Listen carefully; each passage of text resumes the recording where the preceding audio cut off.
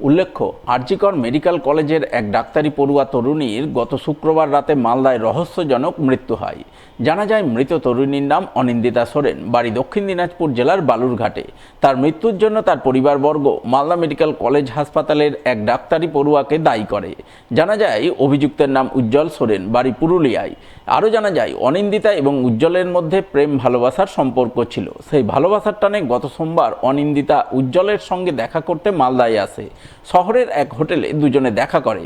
তারপর হঠাৎ করে অনিন্দিতা অসুস্থ হয়ে পড়ে। তাকে ভর্তি করা হয় মালদা মেডিকেল কলেজ হাসপাতালে। সেখান থেকে শুক্রবার রাতে তাকে কলকাতা নিয়ে যাওয়ার সময় রাস্তাতেই তার মৃত্যু হয় বলে খবর। এই মৃত্যুর ঘটনায় মৃতার পরিবারবর্গ উজ্জ্বলকে দায়ী করেন। অভিযোগ করেন, উজ্জ্বল অনিন্দিতাকে মানসিকভাবে নির্যাতন করত, সেই কারণেই এই মৃত্যুর ঘটনা। তারা উজ্জ্বলের বিরুদ্ধে ইংরেজবাজার থানায় লিখিত অভিযোগ দায়ের করেন। তার ভিত্তিতে পুলিশ অভিযুক্ত ডাক্তারি পড়ুয়া উজ্জ্বল সোরেনকে গ্রেপ্তার করে রবিবার তাকে পেশ করে মালদা জেলা আদালতে।